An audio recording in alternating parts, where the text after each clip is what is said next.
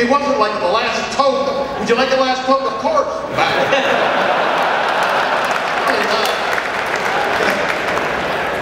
So, creativity is within everybody. From the moment of life, as the child is aimlessly looking at the mobile, to when you say, of course, as you die.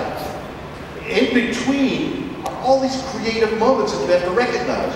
But people, many times, people don't recognize that it's a creative moment. What do you want on your spaghetti? You know, would you like a little chili?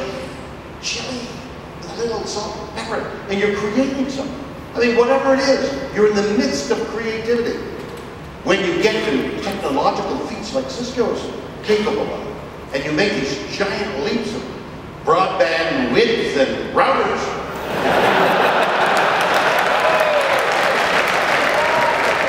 then you're known, and Cisco becomes a stop to buy. But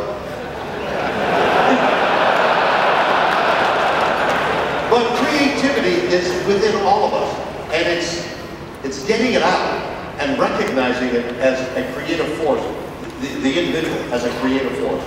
So for me, it's breathing life into a performance.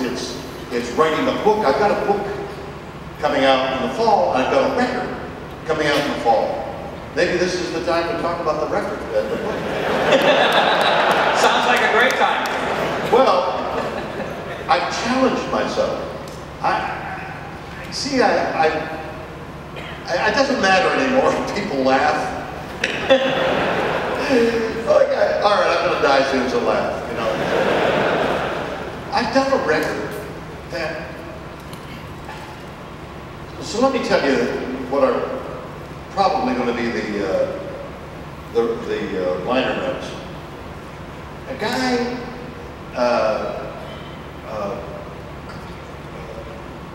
Herrera, not Jim, last name is Herrera,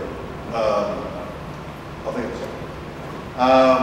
Head of Cleopatra Records turns up and says, we'd like you to sing these science fiction tunes. I'm an actor, I'm not a puppet. I'm not going to sing these science fiction. So he leaves the lyrics there. Brian Herrera. So he leaves, and I'm looking at these sheaf of songs. That's David Bowie's song, Major Tom. There's Space Odyssey, and the Schilling song, Countdown. I'm looking at it, geez. I would like to do another record. I did. I had the best time in the previous record that I did. And has been. I had a great time doing that. And that was creative. I wrote the lyrics and folds with the music. And I went to Nashville and I sang in the Elvis Presley's old studio and heard the Elvis Presley stories. You know, I was part of country music for a brief moment. It was extraordinary. So I really wanted to do another album, but this wasn't anything then I began to see the lyrics that were making sense to me. In a creative flourish, I saw the possibility of following Major Tom, who gets into a liftoff, and then they lose him. Major Tom, are you there? We've lost Major Tom. What happened to Major Tom? Well, I have an album that is either going to be mesmerizing or you'll laugh gently. It's Seeking Major Tom is the name of the album. I've got Brad Paisley, Sheryl Crow. I've got 20 of the greatest musicians who ever lived playing the Twilight Zone. I got the honorary headbanger award from Revolver magazine because I did Iron Maiden. It's bizarre. But the record, in my opinion, is stupefying. And all that remains now, because the record is done, is to present it to you and say, what do you think? And that's where I'm at. I don't know what you, Groundling, reaction is. I hope now that I've turned my face to you, you will like my record. But it is in that tenuous moment of, I don't know, I think it's wonderful, but I don't know whether you will think it. And so when Brian Pereira, this Cleopatra guy, gave me a producer whose name is Adam Hamilton, I didn't know Adam Hamilton. He was apparently the lead singer in a group that was popular several years ago in Los Angeles, but I didn't know him. So I said, look, I don't know you, you don't know me, I don't know whether I can do this. But one of the numbers that I want to do is Bohemian Rhapsody. Okay? I mean, one of the great pieces of music, of modern music, right? You agree with that? Absolutely. And I said, I'm going to attempt to do this. Now, I don't know who you are. I don't know the limits of your talent. Why don't we start with Bohemian Rhapsody? And if we can pull this off, everything else will be easy. And that's what we did. And I played Bohemian Rhapsody. We were mixing a few days ago, and there were two guys, the owner of the studio, who, out of curiosity, came to hear it, and he went, awesome. And it's either fantastic or it's not. And that's the other part of creativity. You create something, and for you it's good, and it may be the worst thing that you ever saw, or really.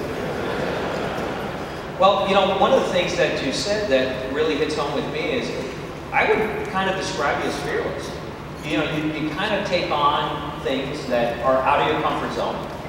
You know, like recording an album a long, long time ago. You're doing it with world-class talent. You know, you're doing Bohemian Rhapsody, which, as you so well pointed out. So you don't have fear, and you have a lot of courage to do things. I have a great deal of fear. You hide it well. Well, yeah, you hide behind but you know, everybody, and again, Cisconian, somebody gets up to present an idea. Group relationships, group dynamics, very, very difficult, even when you're married. If you stand up in front of a group of your peers with an idea that is tenuous, you don't know whether it's going to work, you don't know whether it's good, you don't know whether it's bad, but it's part of your creative urge to say, why don't we try this? And you don't know whether it's going to, oh, Joe, that's the worst thing I ever saw. You said that. I was in a canoe. I paddled a canoe from Montreal to New York City, okay, with 8 other guys my age, 18, 19. We were in a war canoe. And we went up the St. Lawrence River to the Richelieu, and then down the Richelieu to Lake George, to Lake Champlain, down Lake Champlain, Lake George, the headwaters of the main river in New York, the Hudson, the headwaters of the Hudson, all the way down to New York City. Okay, but on Lake Champlain, I had to go pee. I had a lot, and you can't see in the middle of this haze. You can't see the shore. You don't know how far it is. And I got to pee. There's 8 guys, 7 other guys. I said, all right, excuse me, guys, I gotta pee. So I stand up, and the 7 guys are looking at me. Now I don't have to pee anymore. And I think that's the way it is with many ideas.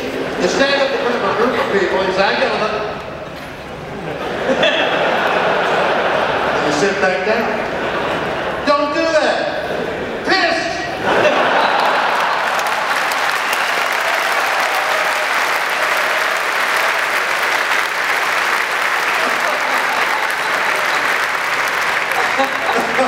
Oh, that was so great.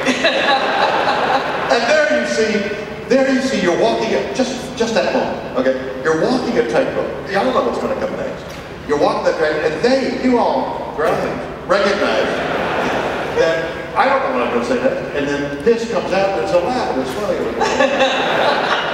Oh, it was fabulous. So, let's talk a little bit. I know you said evolution. I'm going to bring a different word, which will probably change and you say you hate. But what's the whole notion? I'm going to say that to a senior vice president. But talk about a little bit, you know, on how you've been able to embrace change throughout your career. Is it something you work at consciously? Is it, you know, you had an aha moment and said, you know, how do you handle change? Well, there are many kinds of changes. There's abrupt change of relationships, whether it's death or divorce or incapacitation or illness, that require change, and it has to be instantaneous. And you may grieve for the circumstances involved in the change itself, and it's necessary. But there's also evolutionary change. And in the same way, you gotta piss, you gotta change. You've got to allow for the fact that whatever the scientific term is, and I've now forgotten it, where change is constant, where change is the constant, and nothing stays still in the universe. And so we, in our micromanagement way, our individual lives, are constantly